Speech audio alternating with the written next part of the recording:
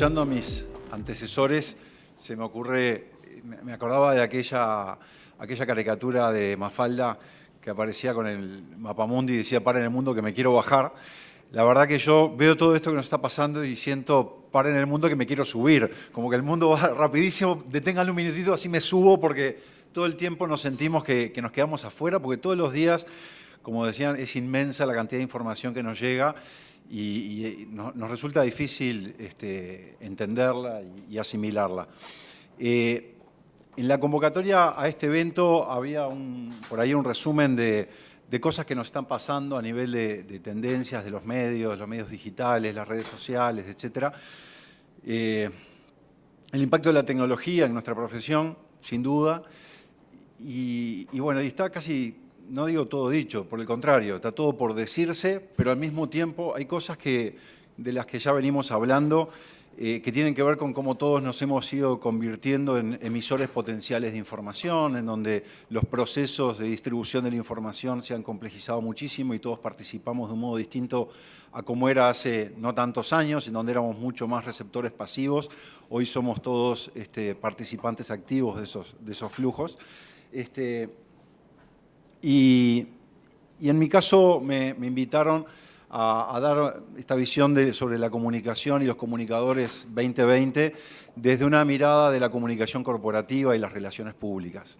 ¿Qué quiere decir esto? Bueno, quiere decir que no solamente la comunicación tiene que ver con los medios, por ahí esto tiene que ver con el Media Lab. La palabra media habría que también actualizarla, a ver si nos estamos refiriendo a las herramientas para mediar o qué es lo que media hoy en día, si son esos instrumentos o si en realidad los contenidos, las propuestas y la manera como formulamos los contenidos no son también herramientas y medios, y no perder tampoco la dimensión de que la comunicación pasa al final del día no solamente, y a veces ni tanto, por la comunicación mediada a través de diferentes tipos de instrumentos y tecnologías, sino también en el cara a cara. Cuando como comunicadores nos convoca, por ejemplo, a hacer nuestro aporte profesional una empresa, una industria que está paralizada por un conflicto laboral y que normalmente esos conflictos, quienes estaban y quienes todavía operan habitualmente son los encargados jefes de personal, de recursos humanos y seguramente algún abogado. Y me llama un abogado que está trabajando en eso y me dice: Alejandro, le pedí al cliente que se ponga en contacto contigo porque precisamos una mano de comunicación porque estamos trancados en la negociación y no lo podemos solucionar. Necesitamos el aporte de un comunicador. Wow, para mí eso es música para mis oídos y digo, están cambiando los tiempos. Y están cambiando los tiempos con eso, a veces mucho más que con la seducción de la tecnología. Claro que cuando vemos el Media Lab y las impresoras 3D y decimos: wow, qué bueno todo esto, y vemos desde acá arriba, el piso 26, la ciudad hermosa, sí, pero acá abajo están pasando una cantidad de cosas con la gente encontrándose cara a cara, mirándose a los ojos, o a pocas cuadras de acá en el Ministerio de Trabajo, y logrando solucionar las condiciones para que la gente tenga un trabajo y pueda ir a trabajar en condiciones adecuadas y pueda estar orgullosa de lo que hace en su trabajo. Y desde la comunicación podemos aportar mucho para que eso se dé. Cuando sentimos que eso está pasando, yo realmente digo: qué bueno haber estudiado esto, qué bueno estar trabajando en comunicación, porque tenemos muchísimo para aportar. Cuando trabajamos en comunicación, sobre todo en la lógica más de comunicación interna, y trabajamos en las organizaciones y les proponemos hacer un autodiagnóstico, uno de los temas que necesariamente está en el tope de la lista de los problemas que la gente percibe en su lugar de trabajo es: tenemos problemas de comunicación. Todo el mundo dice: acá hay problemas de comunicación, acá nos enteramos tarde de las cosas, acá cada uno pelea para su lado, hay muchas chacras, el radiopasillo y los rumores que nadie confirma, la información, lo que se dice pero que no se confirma, los líderes que no son líderes y que les cuesta asumir el rol que tienen, el reconocimiento a las personas que aportan muchísimo, pero que en realidad no se los reconoce tanto, los estímulos para cumplir con la tarea que tienen asignada, la claridad en la definición de esas tareas y las responsabilidades. Me canso de decir toda la complejidad que tiene el funcionamiento de una organización. Y me pregunto, y vuelvo a lo que la gente dice, no lo digo yo como especialista o pretendido especialista, todo eso tiene un denominador común que es la comunicación humana. Después vendrá si podemos agregarle a esa comunicación entre las personas, a esas relaciones, a esos vínculos, herramientas, tecnología y condiciones para que sea más eficiente y para que aporte a mejorar esa realidad. Pero el primer paso es mirarse a los ojos y es decir, podemos hacer las cosas mejor, podemos vivir en un mundo mejor. Y yo creo que desde nuestra profesión tenemos muchísimo para aportar para vivir en un mundo mejor. Y bueno, esta era la introducción. Me fui al carajo, como dicen los jóvenes. Pero bueno, voy a tratar de ordenarme un poquito, porque me apasiona esto de los cambios que estamos viviendo. A ver si toqué mal. A ver, de vuelta. Ahí está. Quería ilustrar estos cambios con 2 o 3 imágenes de cosas que nos han pasado muy recientemente. Primer ejemplo, el Brexit, ¿no? Poca gente imaginaba, o pocos imaginábamos hace pocos meses, que Inglaterra podía dejar de ser parte de la Unión Europea. Y la mayoría de los analistas no la vieron. ¿Y quiénes son esos analistas? ¿Y quiénes son los analistas que impusieron una visión sobre lo que podía o no pasar con Inglaterra y la Comunidad Europea? ¿Qué insumos tomaron para analizar la realidad y hacer sus pronósticos? Seguramente los insumos que, como hoy decían, se destacaban de la media, ¿no? Era el Pensador de Rodin, era la Mona Lisa en un conjunto de 3.000 obras. Bueno, había millones de ingleses pensando que la Comunidad Europea había cumplido una etapa y había que cambiar, y sin embargo lo que se destacaba y lo que todos veíamos era otra cosa. Y los comunicadores tenemos una responsabilidad que a mí me gusta asimilarla con la de los cartógrafos, la de dibujar y ayudar a entender los mapas de la realidad en la que operamos como personas, como sociedades, como organizaciones. Ni que hablar, más recientemente, lo que fue el triunfo de este señor, que tampoco era difícil, que también era difícil pronosticar, salvo para Lisa Simpson y algunos pocos analistas, que esto podía pasar, y sin embargo pasó. Y en pocos días es el presidente de Estados Unidos, nada menos, con todas las implicancias que eso va a tener para todos nosotros, como personas, como individuos, como sociedad, como organizaciones, como parte de empresas que operan en mercados en donde lo que decía este señor tiene mucho que ver con su futuro. ¿Y qué tiene que ver esto con la comunicación? Estamos un poco lejos cuando hablamos de Estados Unidos, no tanto, pero vayamos a ejemplos un poquito más cercanos y pasemos de la fragmentación más cultural que queda ilustrada en los casos anteriores con la fragmentación que también existe en realidades como esta que está ilustrada con estas 2 imágenes. ¿Saben lo que es eso? ¿Alguien sabe lo que es eso? Es el antes y después del peor desastre ecológico que sufrió Brasil hace poquito más de un año. En el estado de Minas Gerais se rompió un dique de una minera y generó, ahí está el antes y el después, generó un río de materiales tóxicos, de agua contaminada, que arrasó en un recorrido de 650 kilómetros. Imagínense, ¿no? Como Artigas a Montevideo, hasta llegar al Atlántico, pasándole por arriba a ciudades enteras. Y yo digo, ¿y qué tiene que ver esto con la comunicación? Bueno, primero tiene mucho que ver porque todo lo que hacemos desde la comunicación, lo que hacen las organizaciones para las que trabajamos, en las que trabajamos, tienen un desafío siempre de considerar el impacto ambiental de lo que hacen y lo que hacemos. En segundo lugar, porque me imagino que en esta situación, atrás de esto había una empresa minera que tenía personas trabajando adentro en su comunicación con la comunidad o las comunidades que afectaba o que podía afectar. También atrás de esto hay un gobierno y una Secretaría de Medio Ambiente que controla las condiciones en que las empresas mineras realizan su trabajo.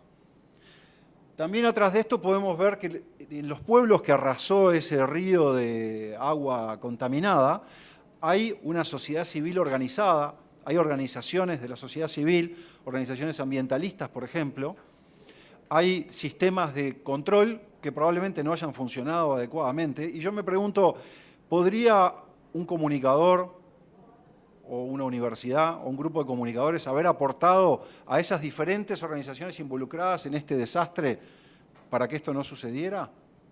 Y yo creo que sí. Yo creo que lo que vivimos, y me sigo acercando a nuestro país, lo que vivimos con UPM, con Botnia inicialmente, hoy UPM en Uruguay, tuvo mucho que ver con la comunicación. El hecho de que hoy los informes que hace poco, relativamente poco, se hicieron públicos sobre el impacto ambiental hayan sido muy favorables. Me pregunto si no hubiese sido por las organizaciones sociales, que aunque no nos resulten simpáticos los ambientalistas de Gualeguaychú, etcétera, cumplieron un rol.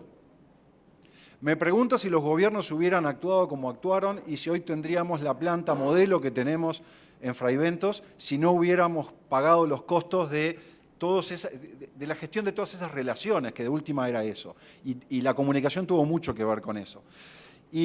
Pero seguimos un poquito lejos, estamos todavía algunos kilómetros cuando vemos estos ejemplos de Brasil, que elegí por el tema ambiental porque me parece que es brutal y aprovechar esta instancia para mostrarlo también porque fue poco conocido. Pero vayamos a cosas más cercanas. Para ver ejemplos de fragmentación no necesitamos irnos a Europa, Estados Unidos o Brasil, los tenemos acá, basta con ir al fútbol un fin de semana a ver o a no poder ver un clásico. Con esta foto de nuestro colega comunicador Carlos Lebrato, pudimos todos comprobar, nosotros como espectadores, pero la justicia también para actuar después, lo que fue la realidad de hace pocos días en el fallido clásico. Y desde la comunicación, ¿qué tiene que ver? ¿Qué tiene que ver esto con la comunicación y en particular con la comunicación corporativa? Y los invito a mirar con otros ojos esta foto, porque ser comunicador, trabajar en comunicación corporativa, yo creo que se trata en buena manera esto de cambiar los lentes, de mirar realidades nuevas con lentes nuevos, no con los lentes que veníamos mirándolos hasta ahora. Y atrás de esta foto yo veo por lo menos 3 grupos de actores bien interesantes. Uno, está la Guardia Republicana ahí, y atrás de la Guardia Republicana está el Ministerio del Interior y está el Gobierno. Todos actores atrás de los cuales hay o puede haber una estrategia de comunicación, que va desde el uniforme que utilizan, desde los comunicados en donde muestran y cuentan lo que van a hacer o lo que hicieron, la manera como se forman, las rutinas que tienen, sus rituales. Y hay comunicación que se genera a partir del rol, en este caso, de la seguridad en un espectáculo deportivo y que termina en la conferencia de prensa del presidente de hace 24 o 48 horas. Atrás de esto también uno puede ver el estadio como ícono de una cantidad de actores que tienen que ver con el entretenimiento y el deporte en este caso, pero atrás del Estadio Centenario está la CAFO, está la Asociación Uruguaya de Fútbol, están los clubes, está la Mutual de Jugadores, están los jugadores, está Tenfield, hay una cantidad de actores, atrás de los cuales puede haber también comunicadores planificando la manera como se posicionan y cómo se relacionan con otros actores. Y en esa foto vemos también una marca emblemática. Uno de los principales auspiciantes del fútbol uruguayo, como es Antel también, pero vamos a hablar de la otra para no comprometer a Antel en este caso. Si yo fuera asesor de Antel en comunicación, veo esta foto y me quiero pegar un tiro. Digo, la guita que puse para estar ahí, resulta que estoy en una de las fotos emblemáticas de lo peor que tiene el deporte en nuestro país. El deporte entre comillas, porque no es el deporte, de la fragmentación de nuestra sociedad, que es lo que está atrás de esa foto. Como comunicador organizacional, corporativo, relacionista público, etcétera, y yo trataría de decirle a esta marca de refrescos que busque otras formas de estar que compensen esto, porque esto no está haciendo un buen negocio aparecer en esa foto. Lo estoy caricaturizando un poco a propósito, ¿no? Y usando el ejemplo, pero creo que hay muchísimo para hacer en materia de comunicación en una realidad que todo bien con las impresoras 3D, pero eso es más popular, más real, impacta más en nuestra vida cotidiana eso que la impresora 3D. Aunque la impresora 3D también puede acercarse a realidades muy complejas. Y acá hago un paréntesis para resaltar y poner ejemplos de la comunicación también en lo que va a ser, espero, el Media Lab. Hace pocos días me tocó a mi equipo, trabajamos en comunicación corporativa, asesorando empresas, uno de nuestros clientes es Microsoft, y trabajando para Microsoft nos tocó darle difusión a una experiencia maravillosa que sucedió acá en Montevideo que se llamó La Manotón, en donde Gino Tubaro, un emprendedor muy generoso con su talento, inventó un dispositivo, un procedimiento a través del cual con impresoras 3D diseñan prótesis para darle a niños sobre todo que no tienen una mano útil. Y se instalaron en Montevideo, no me acuerdo, creo que fueron como 15, 20 manos fabricadas por esta gente que desarrolló ese emprendimiento y que generó una solución en donde estos niños que no tienen una mano, en vez de tener que comprarse una prótesis que cuesta de repente $5.000, pudieron acceder a una prótesis que costó $50.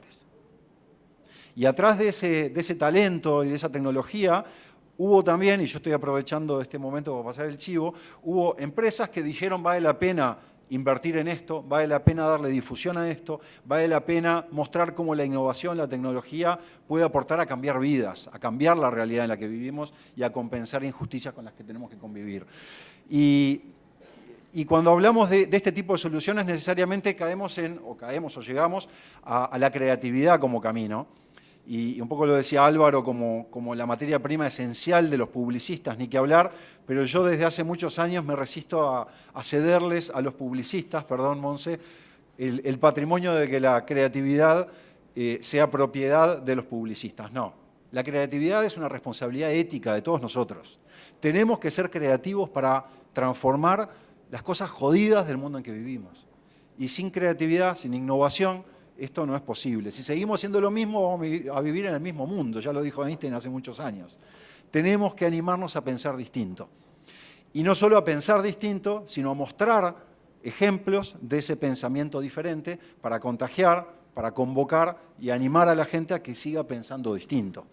Y en materia de vínculos, en materia de relaciones, hay que animarse a romper esquemas, a romper paradigmas, a que el empresario se anime a sentarse en la mesa con un sindicalista, rompiendo los paradigmas que tienen de que eso no es posible o de que las distancias son demasiado grandes. Y al sindicalista a sentarse con el empresario y que en vez de tratarlo de lo que ya sabemos que los tratan muchas veces, decirle, este tipo te está dando laburo, te está generando oportunidades y es posible crear puentes. Y para eso, quienes trabajamos en comunicación, podemos aportar a construir puentes, sin ninguna duda.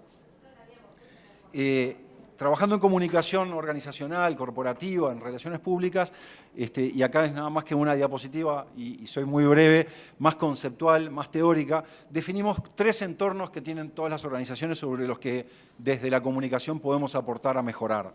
El entorno productivo, que tiene que ver con los vínculos, las relaciones con quienes trabajan en el proceso, en la cadena de valor, en la generación de valor de las organizaciones, donde están los empleados, los socios de negocios y los involucrados en ese proceso, los proveedores.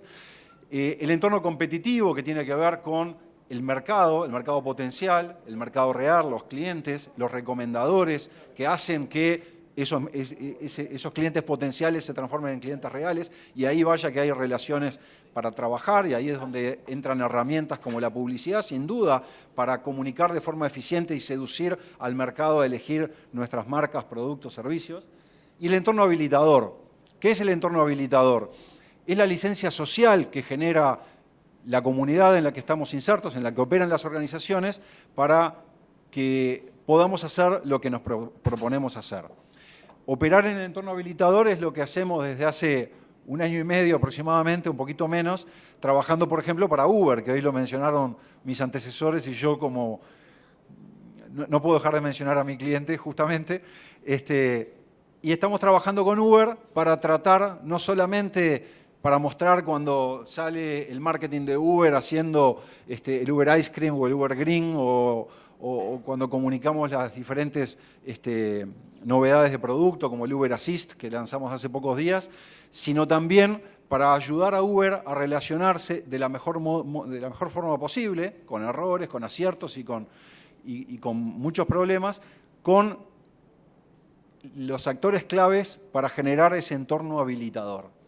Por suerte estamos muy cerca de poder lograr una regulación, espero, tanto en Montevideo como en Maldonado, los procesos regulatorios están ya bastante avanzados, todavía no concretados, pero pronto podremos sentar a Uber con Antel a pensar negocios juntos. Hoy Antel no puede hacerlo porque Uber es mala palabra para los organismos oficiales. Todavía quedan, espero que pocas horas o pocos días para que eso ya pueda cambiar. Desde la comunicación podemos aportar a construir condiciones nuevas, diferentes, para que las organizaciones que tienen propuestas disruptivas puedan meterse en la sociedad con el menor costo posible y, por el contrario, con el mayor beneficio posible para todos. ¿Por qué esta foto ya casi para terminar? Porque dicho todo esto puede parecer que quienes trabajamos en comunicación nos dedicamos a maquillar. Vamos a dibujar, a elaborar una narrativa para que las organizaciones se cuenten de un modo tal que las cosas fluyan. Yo creo que el desafío es mucho más que el de ser los maquilladores o quienes ponemos en escena determinadas cosas. Puede ser, hay parte del juego que es ese, es poner en escena las cosas, pero yo creo que el desafío de los comunicadores, más que ser los maquilladores para que la murga suba al tablado, es ser el tablado.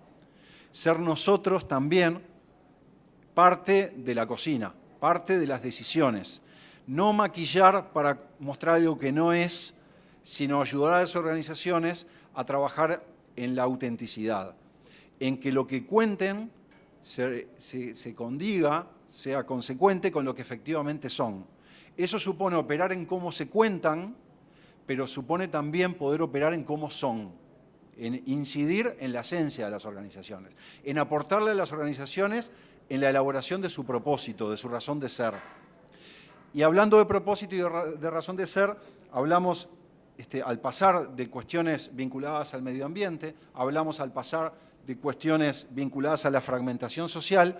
Hoy en día, esa esencia, ese ser, lo que realmente el mundo, la sociedad necesita que las organizaciones sean, pasa sí o sí, ineludiblemente, por el compromiso social. Y el compromiso social no es un capítulo más de las empresas, que es la responsabilidad social empresarial, tengo un responsable de esa área que se dedica a esto y tengo un presupuesto de donaciones, etcétera, sino que cada vez más las organizaciones deben meter los conceptos de responsabilidad social en la esencia de su negocio, en su propósito. Y para terminar, quería mencionarles este ejemplo que nació también de unos emprendedores, no de un Media Lab, pero podría haber sido de Argentina, que inventaron esta marca Yinka de zapatillas, como dicen los argentinos, de hecho nació en Mendoza, pero son zapatillas fabricadas a partir de desechos. Por eso plantean este juego publicitario muy ingenioso, pero no solamente, y con eso ya sería un caso espectacular para contar, el de Yinka.